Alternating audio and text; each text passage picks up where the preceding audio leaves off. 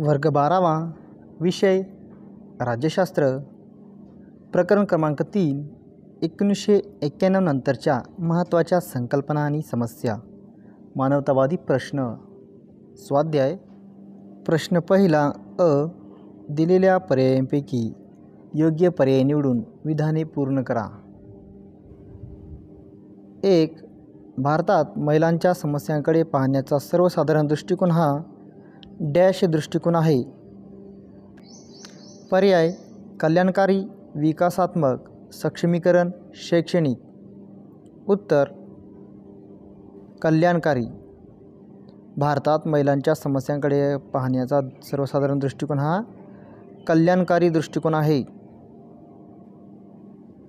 2. 1972 साली संयुक्त राष्ट्रांची मानवी पर्यावरणविषयक परिषद डॅश येथे झाली। पर्याय रिओ दे जेनेरिओ, पॅरिस, स्टॉकहोम, न्यूयॉर्क। उत्तर स्टॉकहोम। ब खालीलपैकी प्रत्येक गटातील चुकीची जोडी दुरुस्त करून लिहा। जोड्या दिलेल्या आहेत। 1. 1960चे दशक महिलांच्या समस्यांकडे पाहण्याचा कल्याणकारी दृष्टिकोन। 2. 1970चे दशक महिलांच्या समस्यांकडे पाहण्याचा विकासात्मक दृष्टिकोन। 3. 1990चे दशक महिलांच्या समस्यांकडे पाहण्याचा शैक्षणिक दृष्टिकोन। उत्तर यातील चुकीची जोडी आहे पर्याय क्रमांक 3 1990चे दशक महिलांच्या समस्यांकडे पाहण्याचा शैक्षणिक दृष्टिकोन। तर या जागी योग्य जोडी होईल 1990चे दशक महिलांच्या सक्षमीकरणाकडे पाहण्याचा दृष्टिकोन। 2. 1. अन्न, पाणी इत्यादींचा अभाव, गरिबीचा पारंपरिक दृष्टिकोन। 2. मूल्य व सामाजिक बंधाचा अभाव, विकासाचा अपारंपरिक दृष्टिकोन। 3. आर्थिक वाढीचा अभाव, विकासाचा पारंपरिक दृष्टिकोन। तर यातील चुकीची जोडी आहे पर्याय क्रमांक 3 आर्थिक वाढीचा अभाव, विकासाचा पारंपरिक दृष्टिकोन। तर या जागी योग्य जोडी होईल विकासाचा अपारंपरिक दृष्टिकोन। क गटात न बसणारा शब्द ओळखा व लिहा। 1. महिला सक्षमीकरणाचे राष्ट्रीय धोरण, घरगुती हिंसाचार प्रतिबंध कायदा, मुस्लिम महिला कायदा, लैंगिक छळ कायदा। तर याचं उत्तर आहे महिला सक्षमीकरणाचे धोरण। 2. हवामान बदल, कचरा व्यवस्थापन, पाण्याची कमतरता, जंगलतोड। उत्तर कचरा व्यवस्थापन। प्रश्न क्रमांक 2 खालील विधाने चूक की बरोबर सहकारण स्पष्ट करा। 1. नियोजन आयोगाची निर्मिती कृषी विकासाला प्रोत्साहन देण्यासाठी झाली। उत्तर हे विधान चूक आहे। कारण मार्च 1950 मध्ये भारत सरकारने लोकांचे राहणीमान सुधारण्यासाठी तसेच देशाचा आर्थिक विकास घडवून आणण्यासाठी नियोजन आयोगाची स्थापना केली। 2. राष्ट्रीय महिला आयोगाची स्थापना महिला हक्क संरक्षणासाठी करण्यात आली। उत्तर हे विधान बरोबर आहे। कारण 1990 मध्ये कायद्याद्वारे राष्ट्रीय महिला आयोगाची स्थापना झाली। यात महिलांच्या हक्कांचे व कायदेशीर बाबींचे संरक्षण करण्याची ग्वाही देण्यात आली। प्रश्न क्रमांक 3 सहसंबंध स्पष्ट करा। 1. महिला सक्षमीकरण आणि शाश्वत विकास। उत्तर 2001 साली महिला सक्षमीकरणासाठी राष्ट्रीय धोरण तयार करण्यात आले।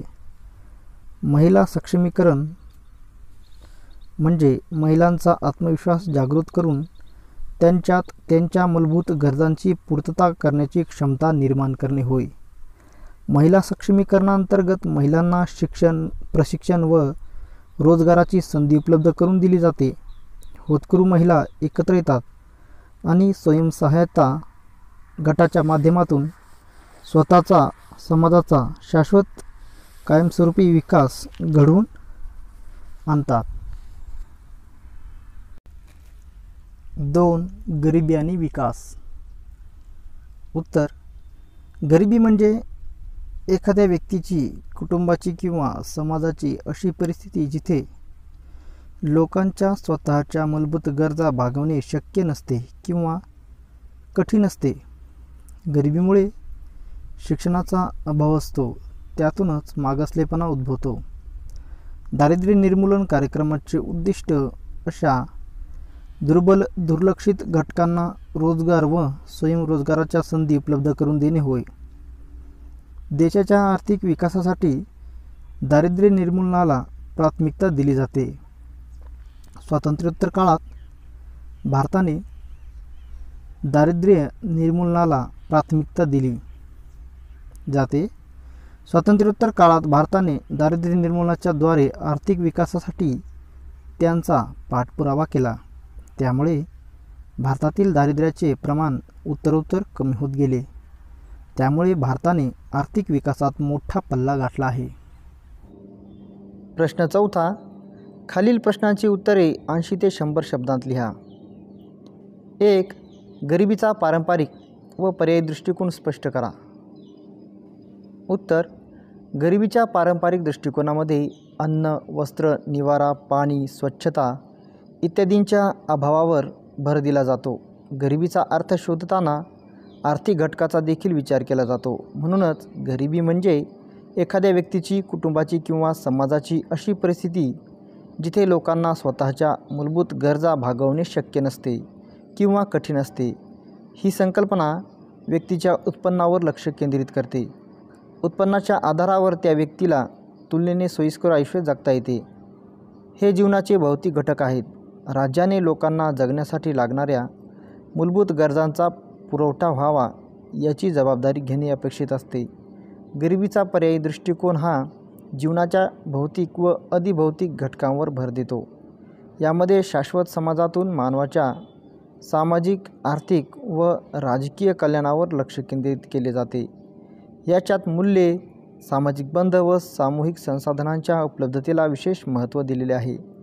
असा दृष्टिकोन निर्णय प्रक्रियेच्या सहभागी स्वरूपाला महत्त्व देतो. यामुळे समाजाच्या अपेक्षित घटकाला सार्वजनिक धोरणामध्ये सहभाग घेता येतो. तसेच राजकीय व आर्थिक विकेंद्रीकरणाला प्रोत्साहनही मिळते. 2. भारताने 1960 पासून 21व्या शतकापर्यंत विकास साधण्यासाठी कोणते प्रयत्न केले? उत्तर: भारताने विकासासाठी नियोजनाचा दृष्टिकोन स्वीकारला. त्यासाठी नियोजन आयोगाची निर्मिती करण्यात आली. या नियोजन आयोगाने देशाच्या विकासासाठी पंचवार्षिक योजना तयार करण्याचे अपेक्षित होते. खाजगी क्षेत्राऐवजी सार्वजनिक क्षेत्रातील उद्योगाला महत्त्व देण्यात आले. भारताची समाजवादाची संकल्पना कल्याणकारी राज्याला प्रोत्साहन देणे तसेच रोजगार निर्मिती करण्यावर आधारित आहे. भारताच्या दारिद्र्य निर्मूलनासाठी हा मार्ग स्वीकारण्यात आला. 1960 ते 70च्या दशकामध्ये काही बदल घडले. 1960च्या दशकात शेती विकासावर लक्ष केंद्रित केले गेले. या काळात भारतात हरित क्रांती झाली. 1980च्या दशकात भारताला आर्थिक संकटाला सामोरे जावे लागले. भारताचे सार्वजनिक क्षेत्र चांगली कामगिरी करू शकत नव्हते. दारिद्र्य निर्मूलन व समाज कल्याणासाठीचे उपक्रम फलदायी ठरत नव्हते. भारतीय राज्यघटनेच्या पंचायत राज घटनादुरुस्तीमुळे निर्णय प्रक्रियेचे विकेंद्रीकरण झाले, पण ते देखील फार यशस्वी झाले नाही. भारताला या आर्थिक अडचणीमुळे आंतरराष्ट्रीय नाणेनिधीकडून कर्ज घेणे भाग पडले. भारताने नेहमीच आर्थिक वाढ व लोकांची गरिबी निर्मूलन आणि विकासासाठी सामाजिक न्याय व समतेवर आधारित विकास हे भारताचे धोरण राहिले आहे. भारताच्या विकासाचे धोरण काळानुसार बदलत गेले आहे. जागतिक अर्थव्यवस्थेच्या बदलांचा तसेच वाढत्या आर्थिक सत्तेचा प्रभाव भारताच्या विकास धोरणावर पडला आहे. विकास नियोजनाच्या सुरुवातीच्या टप्प्यामध्ये सार्वजनिक क्षेत्र उद्योगांच्या माध्यमातून सरकारची भूमिका महत्त्वाची होती. 1980च्या दशकामध्ये हे धोरण बदलले. या काळात विकासाच्या धोरणातील काही त्रुटी भरून काढण्यासाठी काही बदल 1980च्या दशकात केले गेले.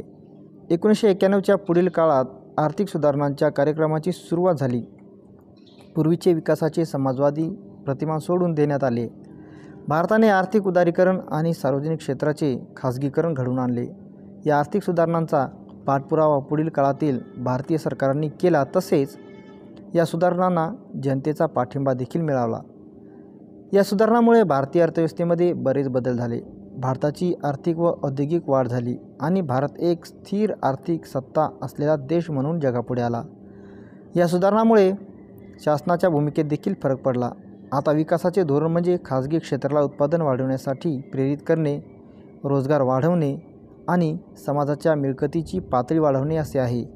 भारतामध्ये बलाढ्य व क्रियाशील असे खाजगी क्षेत्र अस्तित्वात आहे, ज्याच्यामध्ये मोठ्या, मध्यम आणि लघु उद्योगांचा समावेश आहे. खाजगी क्षेत्राला महत्त्व मिळाले म्हणजे सरकारची विकासातील भूमिका संपली असा होत नाही. आज नागरी समाजासोबत सरकारची विशेषतः ग्रामीण भागामध्ये सामाजिक विकासामध्ये महत्त्वाची भूमिका आहे. यामध्ये मूलभूत सेवा जसे आरोग्य सेवा, शिक्षण, स्वच्छ पाणी इत्यादी सेवा ग्रामीण भागात उपलब्ध करून देण्याचा समावेश आहे. प्रश्न 5वा. दिलेल्या मुद्द्यांच्या आधारे प्रश्नाचे सविस्तर उत्तर लिहा. भारतीय महिलांची स्थिती. मुद्दे आहेत: अ. आर्थिक असमानता. ब. तस्करी व शोषण. क. साक्षरतेचे प्रमाण. ड. राजकीय प्रतिनिधित्व. उत्तर: अ. आर्थिक असमानता. भारतातील सगळ्यात मोठ्या समस्येपैकी एक म्हणजे स्त्री-पुरुषांमधील वेतनातील दरी. त्याचबरोबर श्रमिकांच्या बाजारपेठेतील महिलांची टक्केवारी कमी आहे. ब. तस्करी व शोषण. 2013 साली संयुक्त राष्ट्र मादक पदार्थ व गुन्हे विभागाने सादर केलेल्या अहवालात भारतातील महिलांचे जबरदस्तीने विवाह करण्यासाठी तस्करी केली जात असल्याचे म्हटले आहे. पुढे नमूद केले आहे की त्यांचे बहुतेक वेळा शोषण केले जाते, त्यांचे मूलभूत हक्क डावलले जातात, त्यांना मोलकरीण म्हणून राबवण्यात येते. क. साक्षरतेचे प्रमाण. भारतातील महिलांचे साक्षरतेचे प्रमाण पुरुषांच्या तुलनेत कमी आहे. 2011च्या जनगणनेनुसार पुरुषांमधील साक्षरतेचे प्रमाण 82.14% आहे, तर महिलांमधील प्रमाण फक्त 65.46% आहे. ड. राजकीय प्रतिनिधित्व. भारताला स्वातंत्र्य मिळाल्यापासून संसदेत आणि राज्यातील विधानमंडळामध्ये महिलांचे असलेले अत्यल्प प्रमाण ही समस्या राहिली आहे.